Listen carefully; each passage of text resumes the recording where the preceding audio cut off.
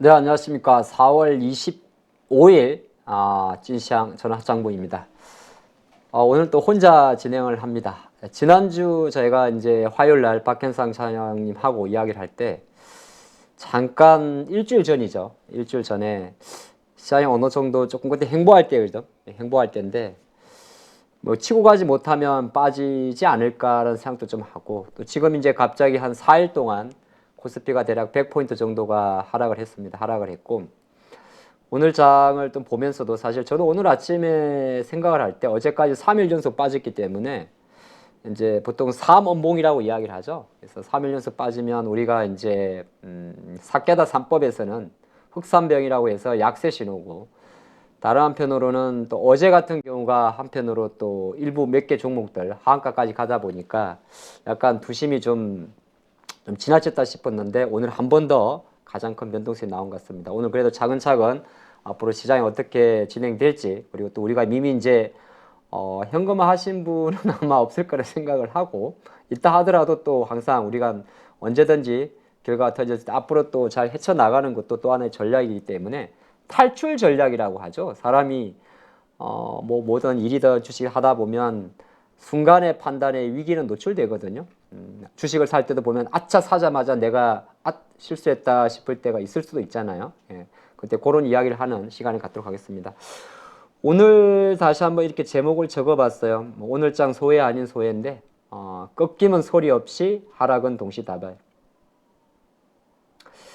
그냥 공감이 되시죠? 예, 꺾임은 소리 없이 하락은 동시다발. 동시다발이라는 게 이제 악재라는 게 갑자기 쏟아지는 걸 말합니다.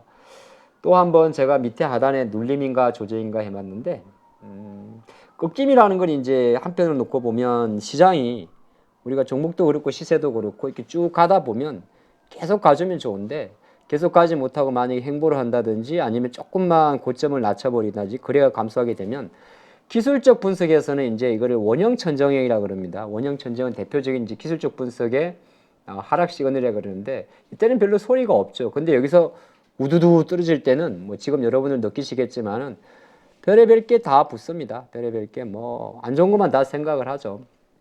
근데 거기서 이제 우리가 첫 번째 아이디어를 하나 얻습니다. 주식은 항상 10가지의 재료가 있으면 한 7가지 정도의 악재를 품고 있고요. 한 3가지 정도의 호재가 있습니다. 그게 주식의 습성이에요. 왜 그러냐면 주식이 태어날 때부터 7이라는 상승의 힘을 가지고 태어나지 않습니까? 그래서 3이라는 장애물이 있습니다. 이게 주식의 습성이기 때문에 태어날 출생이 그렇고요. 왜? 주식은 항상 0에서 출발하지 않죠. 만 원이면 만 원, 액면가, 공가, 0원 마이너스 출발하지 않죠. 출발이 0원 이상이기 때문에 어차피 호재를 안고 출생을 하게 됩니다. 근데 이제 그게 성장하는 과정, 시장에 상장되어 있고 하는 과정에서는 상당히 많은 악재가 있는데, 이 악재 속에서 어느 정도 악재가 약간 약하고 호재가 확 부각될 때 주가가 급등을 하는 거고, 특별히 새로운 재료가 나오는 거 아님에도 불구하고 만약에 이 호재가 조금 퇴색하고, 우리가 말하면 재료가 없다 그러죠. 호재가 퇴색하고 악재가 조금만 부각돼도 주가는 와르르 무너지는 그림인데, 시장은 사실 우리가 이렇게 변동성이 커지게 되면 이게 얼마까지 내려갈지는 알 수는 없어요. 알 수는 없고, 이게 코스피 흐름인데 지수 흐름입니다. 코스피 지수 흐름 참 열심히 올라왔어요. 2350에서 어떻게 올라오는지 1500인데 그렇죠. 그래서 한 100 얼마 정도 될까요? 70에 갑자기 계산이 안 돼. 230포인트 정도 올라왔네요. 그죠?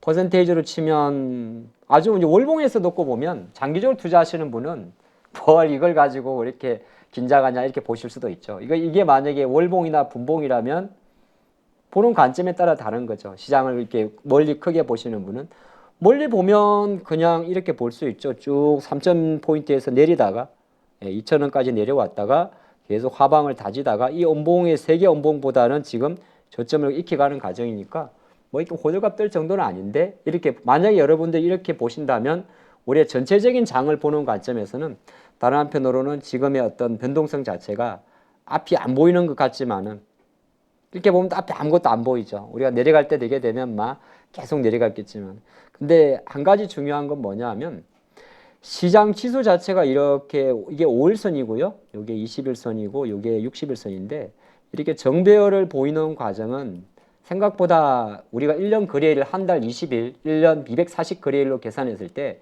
생각보다 많지 않습니다. 한 20%도 아마 안 될걸요. 자, 그런 과정에서의 조정이기 때문에 많은 투자자분들이 우려하는 대로 갑자기 뭐 시장이 이렇게 2,400으로 내려올 정도가 되려면 뭔가 강력한 악재가 있어야 돼요. 강력한 악재라 지수가 우리가 작년에 경험을 했지 않습니까? 그거를 한번 돌아보면 어떨까 싶어요. 판단은 뭐 앞으로 지켜봐야겠습니다. 작년에 시장에서 지수가 3번 이상 10%를 흔들었던 악재가 있습니다. 작년에 1월달, 6월달, 9월달이죠. 다 공통점은 뭐였습니까? 금리 인상, 긴축. 12월달은 수급 이슈였고요.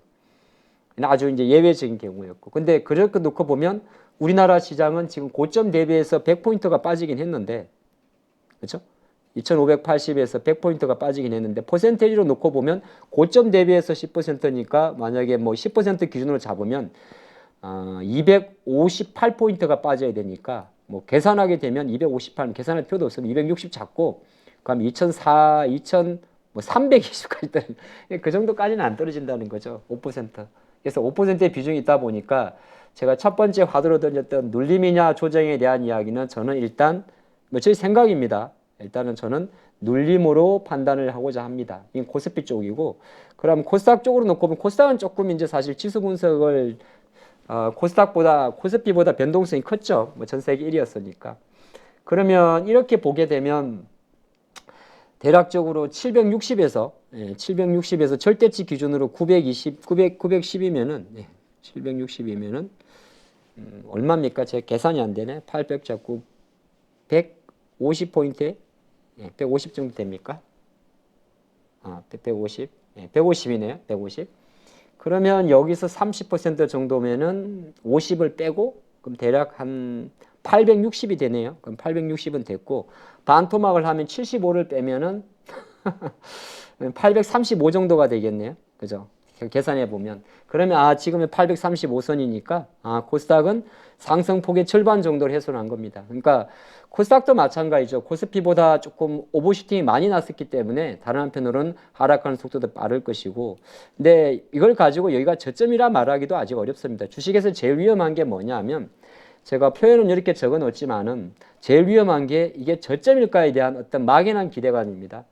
저점은 여러 가지 신호가 있겠죠. 뭐 여러분 아시겠습니다만은 뭐 일단 양봉이 나와야 될 거고, 아니면 이격이라도 좀 좁혀야 될 거고, 또는 뭐 시가총액 상위 종목에서 어떤 힘이 나와야 될 거고, 아니면 수급 주체에서 어떤 현상이 나와야겠죠.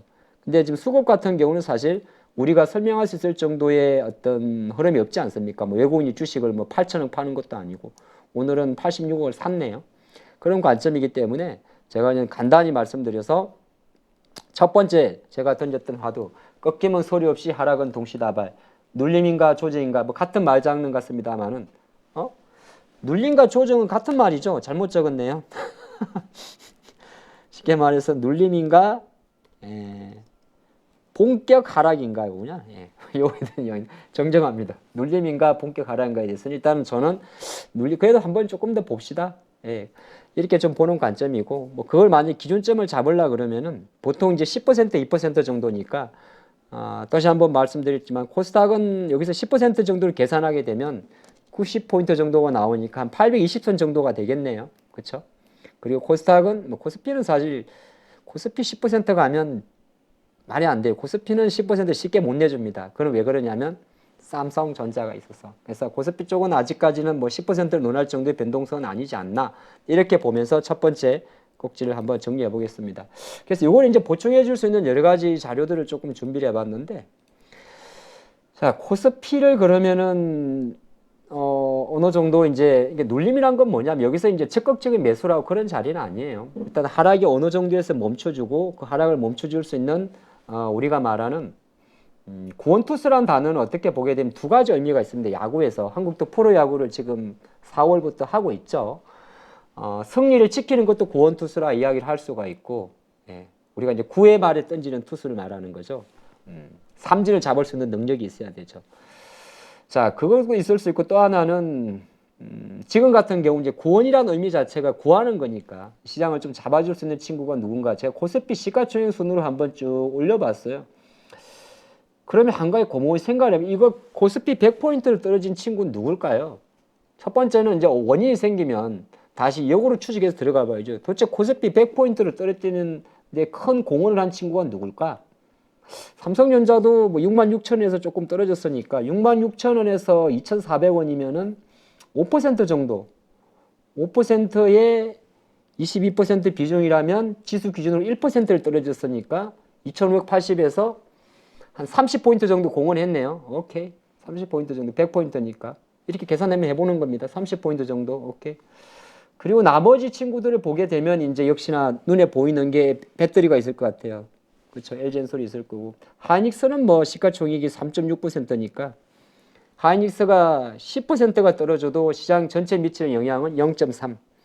그러면 205,580. 뭐 어렵게 계산하지 말고 2,600 잡으면 0.3이면은 네, 뭐 계산할 필요도 없을 정도입니다. 그러면 그걸 생각하게 되면 결정적으로 코스피를 구원해 줄 수 있는 투수는 물론 이제 현대기아차도 어느 정도 되겠지만은 현대기아차의 시가총액이 77조예요. 77조. 네, 77조. 77조짜리 모비스까지 합쳤을 때 100조. 얼추. 100조. 근데 3, 4% 올랐어요. LG엔솔이 130조. 쉽게 말해서 현대, 기아, 모비스 상한가를 치더라도 LG엔솔이 마이너스 5% 정도 빠져버리면 지수는 못 올리는 거죠. 근데 뭐 그렇게 심각하게 분석할 정도는 아닌데 중요한 거는 코스피를 구원이란 말은 좀 그런데 제가 적다 보니까 이렇게 되는데 현재 지금 장 수준에서 여러 가지 복합적인 관계들 뭐 갑자기 이제 4월 달에 오른 걸 감안하게 되면 역시나 제가 뭐 저도 여기저기서 많은 이야기를 합니다만 배터리 역시나 배터리죠. 실적을 발표한 LG엔솔 아직 발표하지 아직 안 했죠? LG화학이랑 SDI. 근데 지금 우리나라 대한민국의 지금 주요 기업들의 실적 발표는 뭐가 중요한 거냐면 컨퍼런스 콜이 중요합니다. 현대차 기아차도 오늘 컨퍼런스 콜에서 반응했다 보는 게 더 좋아요. 3조 5천억 제가 후반부에 체크해드릴텐데 3조 5천억이 넘는 스프라이즈한 실적을 보인 것도 중요합니다만은 그거와 함께 연결된 뭐 향후의 어떤 투자 계획 그게 중요한 거거든요. 지금 배터리 쪽은 아시겠습니다만 LG엔솔은 조금 전에는 그 기사도 나왔습니다. 기사란 걸 보고 우리가 모든 걸 판단하면 안 되지만은 이제는 뭐까지 한다고요? 도요타와 협력한다. 도요타가 누굽니까? 연 1,000만 대를 파는 1,000만 대입니다. 1,000만 대. 그러니까 1,000만 대를 판매하는 전 세계 1위 예, 자동차 회사인데 도요타도 사실 원래 전기차 쪽에 도요타는 이제 아시겠지만 하이브리드카 1위에 전 세계 1위인데 안 한다 하면서도 일정 부분 전기차에 대한 부분을 강화할 수밖에 없는 거고 하이브리드카도 배터리가 들어가죠. 우리가 말하는 전기차만큼은 아니지만은 그런 관점이 있기 때문에 재료는 되게 많습니다. 뭐 LG화학도 아시겠지만은 여전히 재료는 남아 있는 거고 너무 열심히 했나요? BC가 잠깐 멈췄는데 그런 관점에 놓고 보면 시장 관점에서는 역시나 제가 볼 때는 LG엔솔, 뭐 LG화학, SDI 이 종목도 SDI는 최근에 약간 재료가 조금 실손이 있어요. 예, 왜냐하면 지금 LG화학이나 포스코 그룹만큼 적극적인 하긴 합니다. 원통형도 강화하고 뭐 이것저것 다 스텔란티스 회복도 하고 하긴 하는데 뭐 시장에서 말하는 LG화학이나 SDI처럼 뭐 아니요 포스코처럼 지금 대놓고 하루에 하나씩 투자안이 나오진 않으니까 그러면 결과적으로 코스피를 구원해 줄 수 있는 기수는 현대차, 기아차가 있긴 있겠지만 다시 오늘 주가가 20만 원 돌파한 건 긍정적이나 이게 이제 이벤트가 또 끝난 것도 있기 때문에 오늘 이제 실적을 발표하면서 올랐기 때문에 뭐 내일 정도까지는 강하겠지만은 이게 예, 계속적으로 가기에는 어차피 현대차 기아차는 쭉 오던 거니까 내려간다는 게 아니라 뭐 오늘 시장의 구원투수까지의 역할을 보다는 그냥 잘 지켜주는 시장 대비해서 아웃퍼폼하는 섹터를 보는 게 어떨까 싶을 수 있을 수가 있고 금리라는 변수가 있기 때문에 네이버 카카오 같은 경우는 지금 보면 아시겠지만 5월 3일 날 미국 금리 발표합니다. 여전히 패드와치는 80% 이상의 확률로 5월 달 25베이시스 포인트의 금리 인상을 점치고 있기 때문에 지금 페이스라면 이번 주 후반에 PC 디플레이트가 좀 낮게 나온다 하더라도 연준은 아마 maybe 금리 인상을 단행을 할 겁니다. 당연히 할 거고 그런 과정 속에서 지금 시장에서 오늘 뭐 이렇게 테스트하면 시장에서 전체적으로 뭐라 그럴까요? 달러도 지금 약하고 국채금리는 국채금리대로 그렇기 때문에 그래요? 국채금리는 국채금리대로 그렇기 때문에 실제로 제가 볼 때는 네이버 카카오가 현재 구원투수가 될 확률은 조금 낮습니다. 예. 이게 뭔 소리인지 모르겠네. 조금 낮아요. 그러니까 뭐 우리 종목으로 치게 보게 되면 이제 카카오나 네이버 투자분한테는 조금 서운한 이야기인데 장이 어느 정도 변동성이 컸을 때는 괜찮습니다만 이렇게 계속 저점을 이쪽은 바로 뭐 지금 시장이 왜냐하면 어차피 떨어졌기 때문에 1차적인 반등에서 뭐 벼락포 100포인트면 최소 30포인트 뭐 일단 30, 50으로 갈 건데 그 과정에서 주인공이 되기에는 좀 어렵지 않나 봅니다. 셀트리온도 마찬가지고요. 특별히 재료가 없어요. 실적 발표도 뭐 마찬가지고 재료가 없기 때문에 이런 종목들은 조금 물론 어느 정도 완충작용 해주겠죠. 그래서 정리를 해보니까 그래도 LG 에너지 솔루션이 물론 이 자리에서 주가 바로 가고 안 가고는 알 수는 없지만은 어느 정도 이 종목 같은 경우는 이게 LG엔솔은 한편으로 놓고 보면 그동안 올해 1분기 기준으로 배터리 열풍이라고는 하지만은 42만 원 찍고 20만 원 정도 오른 거니까 50% 많이 올랐다면 많이 올랐고 많이 안 올랐다면 안 올란 거거든요. 그 많은 재료 속에서도 그리 보기 좋을 것 같고 포스코홀딩스 같은 경우가 이제 이런 종목들이 먼저 진정되는 게 가장 중요할 것 같습니다. 공우하나 고하나 LG화학도 마찬가지고 아마 SDI보다는 제가 볼 때는 LG화학 쪽이 먼저 조금 움직이지 않을까 그렇게 생각하고 있습니다. 왜냐하면 LG화학 같은 경우는 실적 발표 안 했죠. 보통 실적 발표는 전자공시 들어가게 되면 IR 개최 일정이 공개가 됩니다. 4월 27일 날 이렇게 예정되어 있네요. 이것도 마찬가지. LG화학이 여전히 지금 50% 넘는 비중이 석유화학이기 때문에 전체 숫자도 중요합니다만 어느 정도 이제 반도체 소재 부분에서 컨퍼런스 콜에서 밝혀줄 이 내용을 포커스를 맞추면 되기 때문에 아직까지 이 친구들이 기다릴 수 있는 이벤트가 남아있다는 거죠. 그래서 그 관점을 좀 보시면 어떨까 그 생각을 좀 해보겠고 코스닥은 사실 여기서 보게 되면 코스닥이 조금 머리 아파요. 네, 코스닥이 머리 아파요. 오늘 시장에서 또 금감원이죠. 예, 우리 이복형 금감원장님이 혹시나 2차 전지 관련 꼭 집었어요. 대놓고 2차 전지 관련주에 뭐 불공정한 뭐 말이 돌려서 이쁘게 말한 거지 쉽게 말해서 시세 조정에 염려가 있다면 단호히 처벌하겠다 뭐 그런 내용인데 사실 이게 사람에게 우리가 그런 게 있잖아요. 장이 안 그래도 이렇게 하게 되면 그래서 오늘 이제 그런 이야기 나오니까 갑자기 뭐 에코프로 팔고 이렇게 나오는데 한편으로 놓고 보면 일정 부분 코스닥 쪽에서는 약간 보이네요.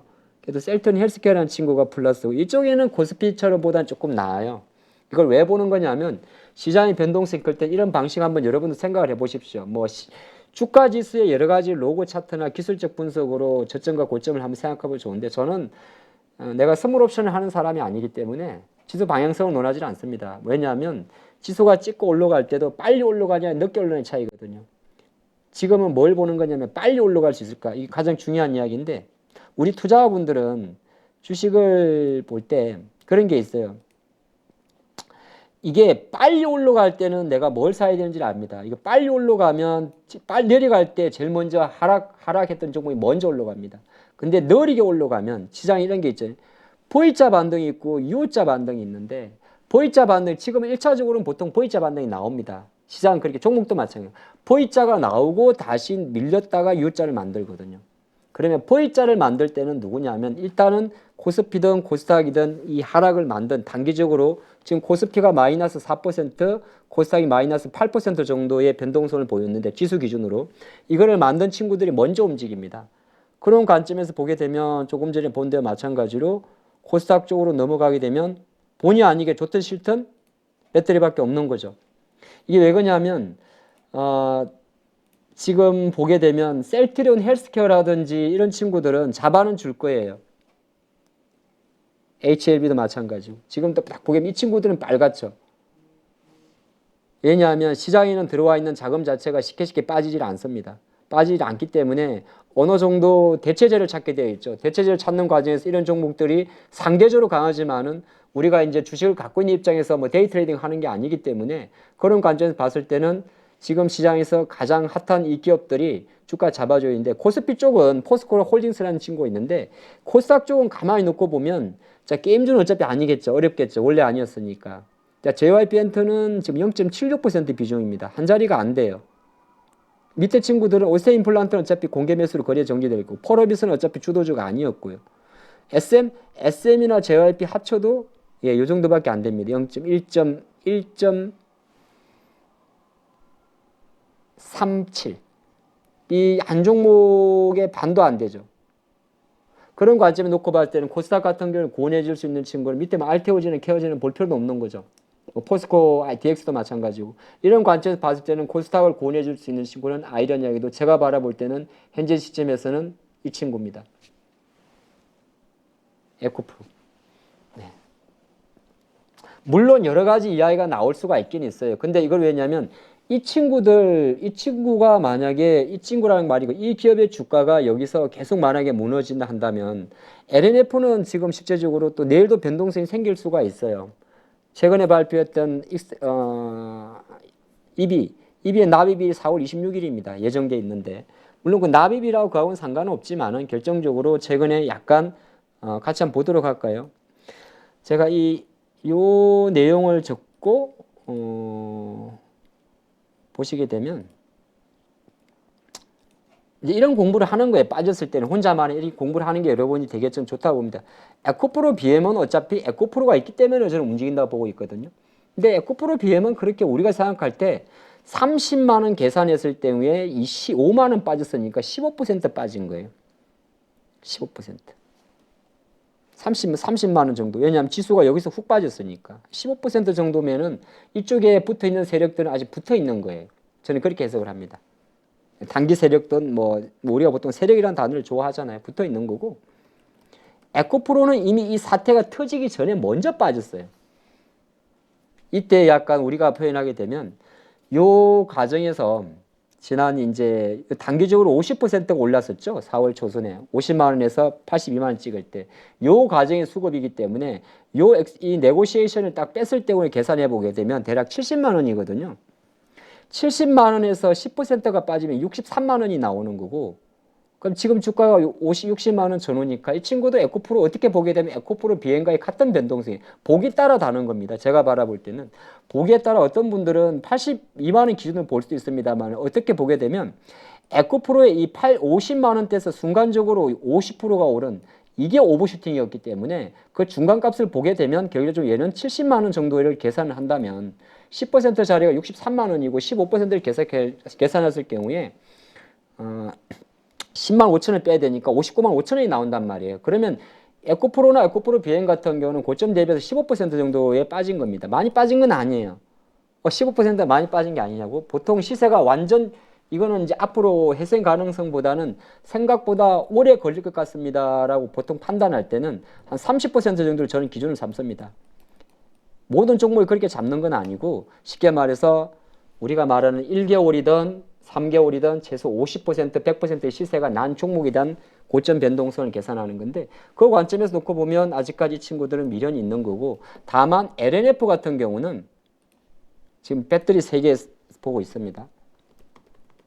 LNF 같은 경우는 지난주에 뭐 이런저런 제도 많았습니다만 35만 원 정도 갔다가 지금 27만 원이면 물론 뭐 이중자 때보다 30만 원 잡으면 10% 빠진 거고 35만 원 잡으면 뭐 한 7 얼마입니까? 8만 원 정도 34만 원 잡을까요? 33만 원 잡아도 상관없겠네요. 33만 원 잡으면 6만 원 빠진 거니까 요건 20% 조금 안 되네요. 근데 이제 이거 같은 경우는 LNF 같은 경우는 이 아비트레이지 거래가 발생을 하게 됩니다. 아비트레이지가 조금 어렵나요? 보통 이제 블락딜도 발생을 하게 되고 이건 제가 한번 별도 주식 클래스 영상에서도 한번 찍어 드렸었는데 지난 4월 20일 날 보게 되면 74만 5천 주에 이 외국인 매도가 잡히는데 이런 재료는 보통 차익 거래입니다. EB 발행할 때도 이런 현상이 좀 이건 대부분이 그래요. 근데 왜 그런지 모르겠는데 그냥 EB 발행한다고 하면 우리가 이제 교환사채 이야기하는 건데요. 교환사채 보통 할증 발행을 하면 거의 아마 우리가 블록딜 할 때도 블록딜 비율만큼이나 이 체결되거든요. 근데 EB하고 블록딜은 전혀 달라요. 왜? 내일 돈이 이렇게 들어온다고 해서 갑자기 LNF가 150만 주를 외국계 IB 쪽으로 주는 건 아니니까 담보 설정하는 거거든요. 그러니까 담보 설정하는 날 돈이 들어오는 거니까. 그리고 이제 나중에 뭐 3개월에서 6개월 이후에 이제 전환 교환 청구할 수 있는 권리가 생기는 거니까. 근데 그럼에도 불구하고 투신 쪽에서는 뭐 최근 보면 이쪽은 약간 변동성이 너무 좀 큰 건 있어요. 근데 있지만은 가장 시장에서 바라보는 관점에서는 뭐 여러분도 뭐 저보다 더 많이 배터리 잘 아시겠지만은 에코프로와 LNF 그룹의 주가 방향성은 약간 따로 움직이고 있습니다. 저는 그렇게 좀 느꼈었어요. 그렇기 때문에 시장 관점에서 봤을 때는 약간은 코스닥 쪽은 몇 번 강조드립니다만은 뭐 맞고만 여러분이 사고 말고 문제는 아닙니다. 저는 지금 시장 이야기를 하고 있어요. 시장 관점에서는 에코프로 이런 기업들의 주가와 아니면 이 친구가 많이 부진할 때 정말 셀트리온 헬스케어나 셀트리온 제약. 근데 여기서 셀트리온 헬스케어나 셀트리온 제약에 가려고 그러면은 재료가 있어야 돼요. 어떤 재료? 어차피 바이오 시밀러 기업이기 때문에 아마 실적 발표가 이번 주에 있나요? 아닌 것 같은데. 그런 어떤 이벤트가 좀 있어야 되는데 지금은 제가 보니까 상대적으로 조금 들어온 것 같습니다. 그래서 구원투수는 보신다면 일단은 그래도 에코프로 그룹 쪽가 조금 우위에 있지 않나 저는 그렇게 봐봤습니다. 조금 길어졌네요. 오늘 시장이 오늘 좀 많을 것 같아서 이 시간을 20분 이상 할애했고 그 다음부터는 조금은 빨리 달려보겠습니다. 자, 외국인은 과연 지금 어떤 포지션을 취하고 있을까? 그래서 제가 최근에 5일 동안 시장이 한 4일 동안 빠졌으니까 5일 동안 외국인 수급을 한번 코스피 기준으로 코스닥하고 외국인 수급 분석할 필요가 없죠. 어차피 노란 머리 아니면 까만 머리니까. 그래서 코스피 쪽으로 봤더니 우리가 말하는 지수가 100포인트 빠졌는데 누구 소행인지 봐봤더니 잘 보시면 외국인이 삼성전자 지고 있습니다. 이게 안 좋은 거죠. 3,700억을 샀네요. 안 좋은 거예요. 왜? 그러니까 외국인은 결정적으로 최근에 이 4월달 증시에도 뭐 특별히 한 것도 없지만은 산 것도 없지만 판 것도 없다가 결론입니다. 하이닉스에 대해서 그냥 조금 팔았고 LG화학 뭐 이런 거는 이제 최근에 좀 80만원대 갔다가 판 거고 오히려 지수 ETF 이는 이제 지수와 추정하는 해지 상품으로 볼 수가 있겠죠. 코스닥 지수에 반응하는 거니까. 자동차는 왜 팔았을까요? 뭐 여러 가지 생각이 있겠죠. 포스코홀딩스는 원래 외국인은 계속 팔고 있었어요.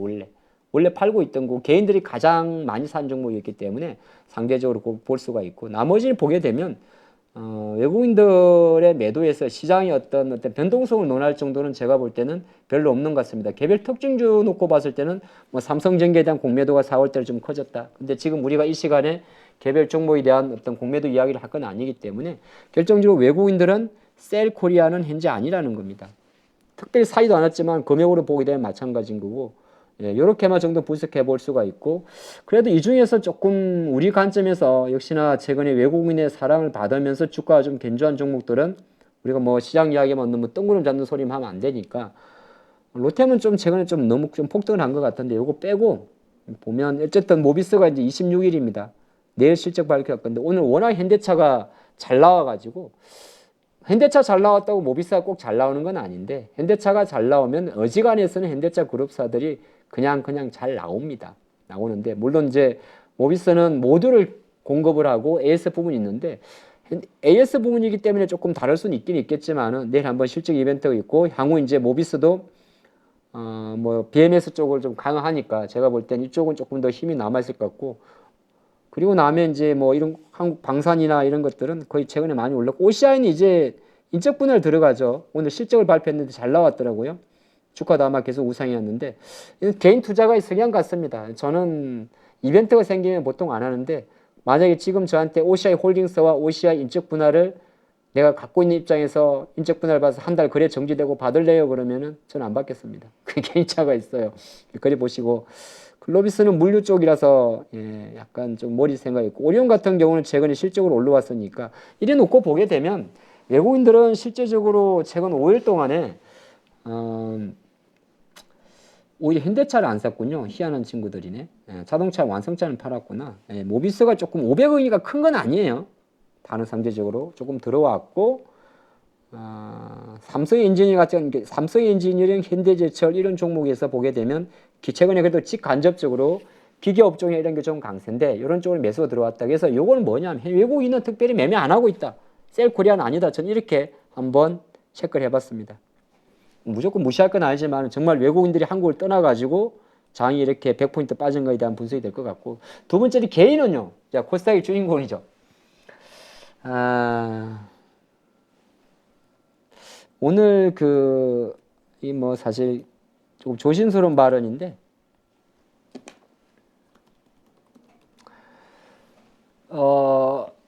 삼천리란 주식 포함해서 한 8개 정도 종목이 이제 하한가를 가고, 오늘 이제 뭐 우리가 보통 말하는 점 하한가라 그래요. 아침부터 하한가를 가서 내일도 이제 앞이 안 보이는데, 원래 물량이 없던 주식인가, 삼천리가 총 상장 주식이 500만 주예요. 근데 이 종목들이 대부분 코스닥 종목이라, 코스피 종목이라, 한편으로 놓고 보면 어제 같은 경우는 저도 그랬어요. 뭐 이런 이슈니까 직간접적으로 삼천리든 이런 종목들한테 영향을 받지 않을까 생각을 했는데, 사실은 이 연장선은 좀 작은 것 같아요. 중요한 거는 이 주식을 누구도 안 살 거라는 겁니다. 예, 안 살 거라는 거죠. 그렇기 때문에 설령 내일 하한가가 풀린다 하더라도, 왜냐하면 다 좋은 회사들이, 우리가 말한 어떻게 보면 좋은 회사인데 주가가 이상으로 가면서 여러 가지 사건이 나온 거잖아요. 그죠? 그래서 삼천리도 마찬가지고 뭐 대성홀딩스도 마찬가지고, 가장 중요하게 생각하는 이 시장 영향과 뭐 2차 전지라든지 시장에 대해서의 연결고리는 저는 조금 낮다고 봅니다. 예, 이거는 이거고, 예, 이건 사실 뭐 대성홀딩스 같은 경우는 좀 뭐 안타깝지만은 이건 이거고, 그 관점으로 조금 생각을 한다면 아까 좀 하던 이야기인데, 개인들 같은 경우는 저거를 배제하고 보는 게 맞을 것 같고, 개인 수급들이 워낙 최근 증시의 어떤 상승의 기존이 있었기 때문에 과연 개인들은 5일 동안 뭘 했는지 한번 보도록 하겠습니다. 동일한 기간으로 시장 구분 없이 한번 정리를 해봤고요. 그냥 전체입니다. 판 거와 산 거를 좀 보면, 판 거는 별로 볼 필요가 없죠. 판 거는 보통 기관들이 사기 때문에 장이 정상적일 때는 개인 매도 금액을 봅니다. 그래서 보통 여기서 이제 하나 인사이트를 얻어내는데, 여기서 그러면 조금 볼만한 기업이 있을까요? 보면 잘 안 보이는데요. 제가 놓을 때는. 최근에 플래토 정도만 AI 관련주 중에서 조금 상대적으로 마음 AI하고 조금 강하고, 삼천당 제약은 워낙 많이 올랐던 종목이고, 예, 수성 아이템 왜 팔았지? 이제 올라가는데. 잊어봤고. 산 거 한번 볼까요? 예, 산 거 한번 보겠습니다. 산 거는 역시나 에코프로를 가장 많이 사네요. 예, 많이 샀고. LNF도 참 많이 사셨네요. 예, 거의 뭐 금액 기준으로 봐야 돼. 이게 2,500원이고 2,200이면 LNF에 대해서 이게 워낙 좋은 회사들이라면 좋은 회사들이고, 어쨌든 제가 어떻게 바라보면 LNF가 아이러니하게도 교환사채 발행한 시점에 장이 빠지면서 쭉쭉쭉 빠진 게 있으니까 뭐 충분히 공감되는 부분이고, 최근에 엔캠에 대한 외국인 개인 매도가 좀 많이 잡힌 거는, 제가 알기로는 엔캠이 며칠 전에 외국인에서 대량 규모가 매도가 나온 게 있어요. 아마 그거를 상대적으로 매칭을 시키다 보니까, 한번 말씀만 끝내지 말고 같이 보도록 할까요? 저도 그 물량을 정확히는 누구 건지는 체크를 못 했는데, 저게 이제 우리나라 수급에 오류라는 게 있기 때문에, 여러분들도 만약에 특정 수급을 보고 나면 꼭 습관적으로 이렇게 한번 보시는 습관이 좋습니다. 맞네요. 제가 5일 데이터 잡았잖아요. 5일 데이터 보게 되면 4월 19일 날 70만 주가 잡힌 게 있으면 이틀 동안, 이때 보면 130만 주의 외국계 창고 매도가 나왔거든요. 이걸 이제 개인이 받아간 거죠. 산 게 아니라 받아간 겁니다. 똑같은 표현인데, 이거는 개인이 산 게 아니고 외국인이 판 거를 받아간 거죠. 합치면은 3일 동안 대략 150만 주 정도가 돼요.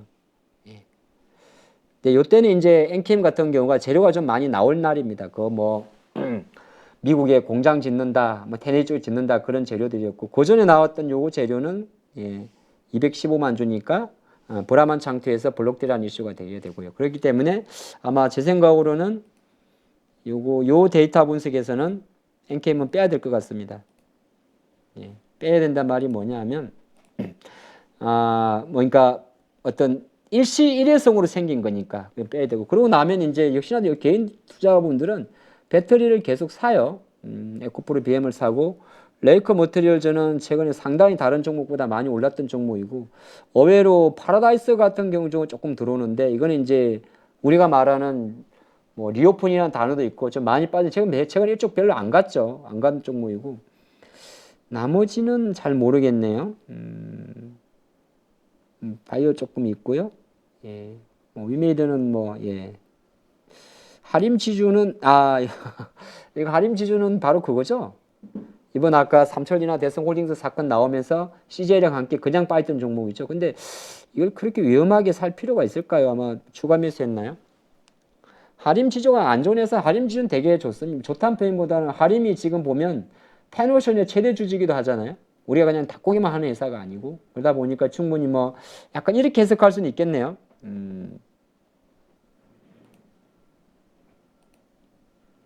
혼자 하니까 이게 또 요런 재미가 있구나. 재미라기보다는 재미는 아니고요. 예, 한번 이렇게 차분히 아마 지금 제가 이렇게 이야기 드리는 동안 여러분들은 채팅방에서 상당히 많은 이야기를 하시겠죠. 근데 항상 만약에 제가 이런 생각을 해봅니다. 좋은 회사입니다. 예, 좋아요. 다 좋아요. 예, 다 좋아요. 지금 이틀 동안 할인 지지에 230만 주가 들어왔습니다. 잘 들어왔고 그리고 어떻게 보게 되면 억울할 수도 있습니다. 다른 종목들은 사실 1년 이상 아까 보면 대성홀딩스는 뭐 한 몇 년 이상 거의 한 4년 동안 삼천리는 한 1년 반 네, 이렇게 문제 있고 하람지주는 저쪽 쪽은 아니다 볼 수도 있는 거잖아요. 우리가 뭐 예측할 수는 없는 겁니다. 예측할 수는 없지만은 아마 어제 이렇게 갔다가 지금 들어오면 근데 우리가 그런 게 있잖아요. 물론 이제 선택은 여러분들의 몫입니다만은 시장이 만약에 지금 같은 케이오스 상황이 아니었다면 충분히 고려할 수 있는데 어차피 시장 자체가 단기적으로 코스피가 4%, 코스닥이 한 8%가 빠졌으면은 결정적으로는 뭐 더 내려갈 수도 있고 올라갈 수도 있고 저는 올라간다 보고 있습니다. 왜냐하면 그림이 깨질 게 아니기 때문에 보는 관점에 따라 좀 다릅니다. 그냥 이렇게 월봉 보면 아무것도 아니거든요. 고요합니다. 세 달 잘 가다 쉬었기 때문에 상관이 없고 뭐 이렇게 보고 있는데 그 다음에 우리가 늘어나는 대로 실적 시전에 뭐 재료 부재, 한미 정상회담에 따른 미중 방향의 불확실성, 뭐 금리 인상, 경기 침체 다 복합적이니까. 근데 뭐 판단은 여러분이 하시겠습니다만 굳이 왜 이런 종목까지는 저는 좀 생각이 좀 드네요. 물론 이 친구 앞에 어떻게 움직일지 모르겠습니다만은 가장 중요한 거는 제가 바라볼 때는 이렇게 장이 좀 급락을 하면 오히려 원래 잘 가던 친구들이 빨리 회복된다는 게 좀 있습니다. 저는 그렇게 좀 보고 있기 때문에 뭐 여기서 뭐 판단 뭐 시장은 사실 누구도 정답을 알 수 없지만은 굳이 뭐 스튜디오 드래곤도 그렇고 뭐 이런 종목들 같은 게 서진도 그렇고 이런 종목에 아마 그렇게 액티브한 반응이 나오기엔 좀 개별적이지 않나 이렇게 봤습니다. 그래서 개인 투자가는 수급을 분석해 보니까 역시나 배터리를 계속 사고 있다 이렇게 보겠습니다. 자 다음 거 한번 보도록 할까요? 기관은 도대체 뭐 하는데 아무것도 안 해요. 기관은 그냥 제가 코스닥은 뺐습니다. 기관은 당연히 코스닥 반. 여기는 기관에서 웬만하면 분석을 하려고 하다가 그냥 합쳐버렸어요. 기관은 사실 기관 투자자의 동향을 분석할 때는 따로 해야 됩니다. 누구랑 최소한 두 그룹으로. 누구디? 단기 성향의 금융투자 그리고 중장기 성향의 연기금 딱 나눠봐야 되는데 그냥 제가 토탈 내버렸습니다. 이 기관들은 뭘 하는지 봤더니 파는 건 별로 중요하지 않아요. 예, 왜냐하면 파는 거 항상 주식은 오르든 내리든 간에 기관들이 뭘 사는지를 봐야 되는데 하이닉스는 사고 있네요. 일주일 동안. 기관은 오히려 자동차에 대한 베팅이 많군요. 그리고 기관 쪽에서 나오는 이 ETF는 대부분이 금융투자 쪽입니다. 그래서 연속성에 대해서는 답할 수 없는 거고 그들의 매매 스타일인 거고요. 그러니까 이건 빼야 됩니다. 투자자 분석에서 만약에 기관들을 선물 EPS나 이런 걸 산다고 해서 방향성을 논하게 되면은 약간 판단에 오차가 있을 수 있습니다. 왜냐하면 금융투자의 무차익 거래라 보시면 좋을 것 같습니다. 거래세가 없으니까 단타 치는 거죠. 그렇게 보는 거고. 그럼 보면 기관들은 확실히 하이닉스라는 친구는 그냥 갖고 있는 것 같고 삼성전자보다 하이닉스를 조금 선호한다는 느낌이 조금 들고 제 생각은 그렇습니다. 근데 자동차가 많아요. 현대, 기아. 그 다음에 방산 최근 힘이 좋으니까 기관들은 계속 방산주에 대한 베팅이 들어오고 금융주도 지금 베팅이 조금씩 잘 들어옵니다. 생각보다 잊고 지내는 사이에 현대건설도 생각보다 많이 올랐고요. 현대해상이라든지 DB코인 보험에서도 주가가 많이 오르고 있습니다. 이럴까 잘 모르겠어요. 한번 결과할 수는 있는데 이쪽으로 하여튼 금융주들이 조금 베팅이 들어오고 있고 하나솔루션도 지금 생각보다 콜을 잘 받고 있습니다. 태양광이죠. 오늘 OCI 실적 잘 나왔는데 하나솔루션이 이제 태양광이잖아요. OCI는 아까 보게 되면 이제 두 개 다 폴리실리콘 있게 만드는데 이제 얘는 일정 자체가 이적 분할 들어간 일정이 남아 있기 때문에 그거에 대한 불확실성 때문에 아마 기관들은 적극적으로 안 들어올 것 같은데 금융투자는 약간 단기 성향입니다. 아비트레이지를 노리는 거니까 보통 OCI 같은 경우는 정말 장기적으로 연기금이나 투신 쪽은 뺄 거예요. 왜냐하면 인적 분할되는 회사를 갖고 가지는 않고 금융투자가 들어왔다는 것 자체는 실적을 보고 들어온 차익거래입니다. 저는 그렇게 볼 수 있는데 그런 관점에서 그럼 하나솔루션 같은 경우는 아마 연기금이나 투신 쪽에서 수급이 잡힌다면 소름 끼치네요. 정말 잡히네요. 이쪽이 잡힌다 그러면은 이거는 패시브로 들어오는 겁니다. 패시브로 들어온다는 말은 뭐냐면 저희 생각이긴 합니다만은 어차피 국내 태양광 관련했을 때 OCI의 거래 정지는 보통 한 달 정도 이루어지지 않습니까? 인적 분할 들어가면 그거를 대체할 수 있는 섹터가 들어와야 되는데 그 중에 하나가 하나솔루션이 될 수가 있는 거죠. 하나솔루션이 이제 하나갤러리와 인적 분할하고 나서 한 달 정도가 지났단 말이에요. 보통 한 달 정도가 지나고 나면 인적 분할 비율에 따른 불확실성이 제거가 됩니다. 그렇기 때문에 아마 지금 하나솔루션에 들어온 자금 자체가 패시브 자금, 단기 성향의 금융투자가 아니고 연기금과 투자 성향이라면 오히려 느리게 올라갑니다. 찐시장 오늘 괜찮네. 느리게 올라가요. 금융투자가 올라가면 빨리 올라가고요. 패시브가 들어가면 느리게 올라갑니다.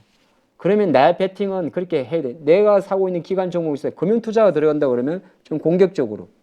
근데 투신이나 연기금이 들어오면 올라는 가겠는데 이렇게 느리게 가겠구나. 거기에 맞게 그러면은 공격적으로 가는 종목은 양봉에 바로 붙을 수도 있고 느리게 가는 종목은 올라갔다가 조금 우월선 매매를 할 수도 있습니다. 그런 간에 중간에 깨알처럼 챙겨가시면 좋을 것 같습니다. 자, 그리 보게 되고 그래서 조금 더 보게 되면 기관들은 약간 이게 오늘이 될 수 있는 일주일을 분석한 거예요. 최근 일주일 동안의 장을 반동세가 기간을 제가 5일을 잡았습니다. 5일 일부러 그래서 5일 잡고 오늘만 잡으면 데이터가 안 잡힐 것 같아서 시장은 이미 알고 있었다는 걸 전제로 한번 봐본 거예요. 그런 관점이 있고 건설주도 조금 들어오고 근데 금융주가 좀 들어온다는 게 특징이에요. KB가 있고 신한지주가 있고 금융주 좀 들어오네. 하나금융지주. 우리 상식으로는 생각보다 좀 어렵죠. 뭐냐면 한국은 지금 3.5%고요.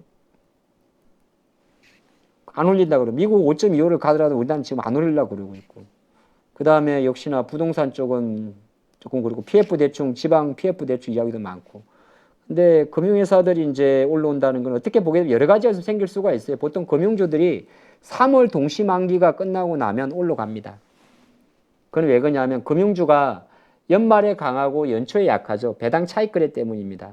배당 차익거래 때문에 끝나고 그 배당금이 4월에 들어온단 말이에요. 그러다 보니까 보통 약간 통상적인 계절 효과로 제가 제 경험상 그렇습니다. 계절 효과로 연초에 금융주가 약하고 3월 동시만기가 지난 4월부터 매수가 좀 들어오는데 아마 이 방송을 보시는 분들이 금융주 투자는 잘 안 하시죠.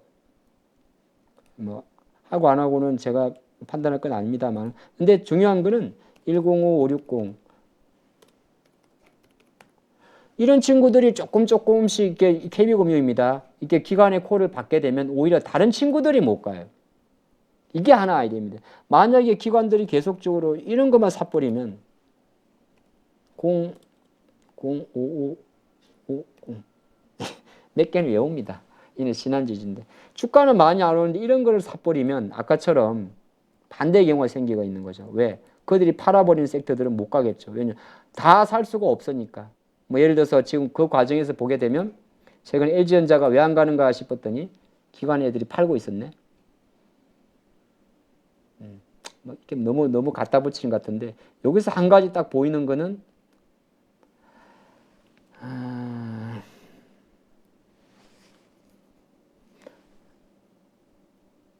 네이버하고 삼성전기하고 롯데케미칼하고 대한유한이 화학주 최근에 많이 그냥 갑자기 고꾸라지더니 금융주 팔고 있군요. 이렇게 되게 되면 이 친구들은 생각보다 더뎌요. 쉽게 말해서 네이버, 삼성전기, 롯데케미칼, 대한유한 이런 친구들은 그러면 아마 이 정도 되면 이거는 외국인 개인만 살 것 같은데 몇 개만 한번 좀 같이 해보도록 할까요? 근데 이걸 왜 제가 갑자기 보포하는 거냐면 많은 분들이 이제 여러 가지 경우일 수가 있거든요. 롯데케미칼도 아시겠지만은 화학회사지만은 배터리 모멘텀으로 움직이는 분리막. 근데 실제적으로 만약에 이런 중국 관련주나 대평주가 개인만 산다면 코스닥 개인만 사는 배터리는 올라갈 수 있지만은 코스피의 대형주 개인만 개인만 샀다는 말이 거꾸로 표현이 좀 그래서 그런데 기관이 판다는 이야기예요. 그러면 못 간다는 말이 조금 그렇고 생각보다 지금 상이랑 상관없이 오랜 시간을 고생할 수가 있습니다. 얘는 장이랑 상관없이 이미 추세주를 딱 보니까 그렇네요. 데올텍케미칼도 그렇고 대한유화도 그렇고. 그래서 코스피 종목은 지금도 보면 딱 이제 개인만 사고 있죠. 이 말은 개인만 산 게 아니라 쉽게 말하지 기관들이 이쪽을 빼고 있다는 거거든요. 그럼 우리나라 화학 섹터 같은 경우는 사실 외국인이 장을 주도하진 않아요. 화학은 대부분이 경기 민감 중국이라 대부분이 기관 수급으로 가는데 그럼 이런 종목들 같은 경우는 조금 인고의 세월이 길을 수가 있고 만약에 시장이 올라온다고 하더라도 거의 상관없는 섹터들입니다. 생각보다 조금 더딜 수가 있습니다. 그래서 보조에서 조금 봤더니 역시나 기관들은 아직까지 뭔가 자동차에 대한 비중을 조금 늘렸다. 예, 이리 보는 게 좋을 것 같습니다. 요거 하는데 45분 걸렸네요. 근데 요거 하나만 해도 어느 정도 여러분들이 지금 보시면서 어느 시장의 어떤 방향성이나 큰 그림은 좀 잡았다 보고 이제 하이라이트 들어갈게요. 현대차인데 하이라이트까지는 아니고 너무 잘 나온 거 아니에요? 3조 5,900억 나왔어요. 야, 이게 도대체 무슨 일이 있었던 거죠? 예. 생각보다 덜 팔았는데 S는 줄었는데 지난 분기보다 판매는 덜 닿는데 오히려 마진이 좋아졌네. 그러면은 결정적으로 뭐 성과급이라든지 재료비라든지 이런 거를 어느 정도 감소시켰다는 건데 3조 5천이라는 숫자는 지금 막대 그래프도 보였습니다만은 상당히 제가 볼 때는 잘 나온 숫자입니다. 근데 이제 마진이 이렇게 맨 위에가 매출인데 매출이 죽었단 말은 여전히 일정 부분 매출이 이제 뭐 어떻게 보게 되면 그거 아니겠어요? 자동차 배당 얼마? 몇 대? 그죠? 예. P 곱하기 Q일 거고. 이제 우리가 말하는 OP라는 거는 이제 거기에 인건비 빼고 재료비 빼고 판관비 빼고 하는 거겠죠. 그럼 보통 이렇게 이제 매출은 줄었는데 판관비가 이렇게 좋게 나오면 한편으로는 제품 믹스 개선 이런 단어를 씁니다. 이 단어 내가 흘렸었네. 믹스 개선이 뭐냐 하면은 뭐 소나타 아반떼 덜 팔고 비싼 제네시스 많이 팔고 그런 걸 제품 믹스라고 이야기를 합니다. 현대차는 실적 발표에서 제품 믹스라는 단어가 많이 나와요. 그러니까 비싼 차 많이 팔고 대수 혹시 줄어도 뭐 그랜저 덜 팔아도 제네시스 많이 팔고 7천만 원짜리 많이 팔고 5천만 원짜리 덜 팔고 그러면 S는 줄겠죠. 근데 뭐가 지금 마진율은 높아지겠죠. 여튼 잘 나왔습니다. 제일 중요한 거는 컨콜이었는데 오늘 주가가 좀 반영된 거는 바로 이것도 있어요. 주주 환원 정책, 우리나라가 사실 현대차, 기아, 삼성도 그렇고 주가가 이제 실적에도 반응을 합니다만 실적 반응이 많이 나오는 게 오늘 같이 나왔던 주주 환원 정책입니다. 중장기 주주 환원 정책을 발표를 했는데 일단 여러 가지가 나왔는데요. 외국 투자가도 기관 투자가도 그러고 주가를 좀 장기적으로 가기 위해서는 현대차 입장에서는 어느 정도 아직까지 IRA 법안도 뭐 해당도 안 되고 이제 뭐 계속적으로 커가기 때문에 주주들한테 장밋빛으로 우리가 2025년이나 27년, 2030년까지 뭐 이런 그림을 가겠다 했을 경우에 어느 정도 믿고 함께 할 수 있는 뭔가의 당근이 필요한데 그 당근이 뭐냐 하면 가장 중요한 건 주주한테 뭔가 베네핏을 주는 거죠. 주주한테 직접 베네핏을 줄 수 있는 가장 이론적인 것은 뭐냐 하면 배당 강화입니다. 그러다 보니까 오늘 배당을 앞으로 이제 가 있는데 일단은 배당 성향을 25%까지 올린다고 했어요. 배당 성향을 25% 올린다. 수익에 100원의 순이익을 벌면 25원을 배당금으로 주겠다는 이야기입니다. 생각보다 높은 거지. 배당 성향 25%면 꽤 높은 거예요. 순이익 뒷금액 대비해서 25%. 그리고 또 하나가 야, 참 재밌겠는데 주가 팔기 어렵게 분기 배당까지 할 수도 있다고 이야기를 합니다. 분기 배당이라 한단 말은 보통 배당금 1년에 연말에 한 번 들어오잖아요. 아마 여러분들 지금 방송 보시는 분들 작년 연말에 주식 가져오신 것들 본의 아니게 가져왔다는지 갑자기 5월에 보너스, 4월에 보너스 들어올 건데 분기 배당하는 기업은 대한민국에 생각보다 많지는 않습니다. 뭐 삼성전자라든지 이런 건데 분기 배당까지 실시하겠다. 그리고 여기 앞서가지고 자사주 소각까지 하겠다. 이렇게 하니까 주가 입장에서는 막 환호를 안 할 수가 없는 거죠. 그래서 물론 이제 제가 시간 관계상 지금 과거 정책과 어느 정도 상대적 비교 못했습니다만은 생각보다 주주 입장에서 첫 번째 던졌던 당근 중에 하나가 배당 정책을 강화하고 자사주 소각을 한다는 것 자체는 자사주 매입보다 더 좋은 게 자사주 소각입니다. 주식을 태워버리니까. 소각과 처분이 있는데 주주한테 가장 좋은 거는 처분이 아니로 소각입니다. 왜? 처분은 회사 입장에서 자기 주식을 팔아서 현금을 만드는 게 있고요. 내 주주 몫은 똑같습니다. 회사가 갖고 있는 자기 주식을 팔아서 현금 만들어서 그거를 재투자하는 거니까 나랑 상관은, 물론 그게 큰 그림에서 나한테 상관이 있을 수도 있긴 있어요. 소각은 주식 수를 태워버리는 겁니다. 말 그대로 소각. 예. 그러면 내 파이가 가만히 있어도 커지는 겁니다. 상대적으로. 100원을 받다가 100명에서 100원을 받았어요. 이렇게 볼 수 있을까요? 근데 100명은 그대로인데 99명으로 되는 겁니다. 그러면 먹는 게 이렇게 내가 취할 수 있는 액시시, 베네핏이 많아지죠. 이게 소각입니다. 이런 정책에서 아마 좀 반영했지 보지 않나 볼 수 있을 것 같고, 조금 빨리 하면서 종목 보겠습니다. 이건 좀 이따가. 요거 같이 보면서 이제 보면 현대차, 기아차가 지금 생각보다 빨리 움직이죠. 뭐 여러분 뭐 느끼지 뭐 언론 보도나 이런 거 보게 되면 어쨌든 지난주에 벌써 기아에서 가장 지금 중요한 전기차가 바로 EV9인데 거의 아마 여름 정도에 이제 예약 판매 들어갈 거고요.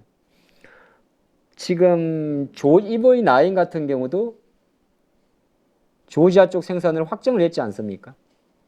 확정을 했고. 현대도 지금 보면 제가 어저께 잠깐 멕시코 쪽에 자기들 미국판 이 GMP도 지금 건설하지 않습니까? GM하고. 그러면 이제 현대 기아차 주가도 잘 가고 있습니다만 미국 85번 도로인데요. 뭐 저는 가보진 않았어요. 근데 잘 오니까 85번 도로 위치로 지금 조지아하고 알리바마주가 딱 붙어 있는데, 그러면 이제 이쪽에서 이제 기아가 지금 조지아 공장 여기가 있죠. 여기도 있습니다만은 현재까지는 뭐 우리가 알고 있습니다만은 뭐 K5나 텔루라이드는 한국에는 없죠. 예.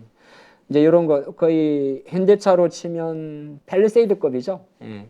요런 자동차가 잘 나가는 건데 뭐 K5 같은 경우는 아마 상용차로 쓸 거고요.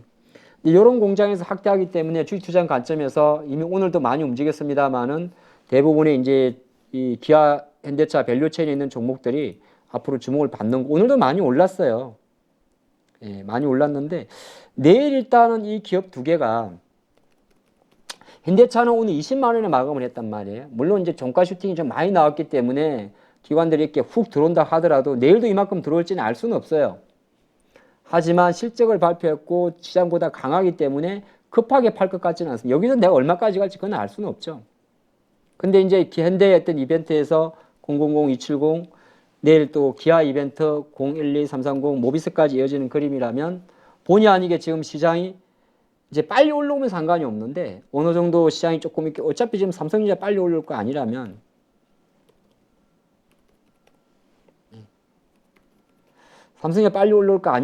자동차 관련주들이 제가 볼 때는 뭐 아까 그 라인에 있는 SL이라든지 이런 기업들이 상대적으로 오늘 많이 급등한 꼭 뭐 덕양산업이 아니다 하더라도, 현대공업이 아니다 하더라도, 뭐 서진 오토모티브 이런 종목이 아니다 하더라도 최소한 내일까지도 자동차 부품주들이 뭐 서현이와도 마찬가지겠죠. 아니면 아까 그 라인에 보면 아진산업이라고 있습니다. 아마 우리 레몬 대표님께서 잠깐 말씀하셨던 것 같은데 기아차 라인업 관련 회사들, 예, 이런 그 관련주들, 뭐 성화이텍도 마찬가지죠.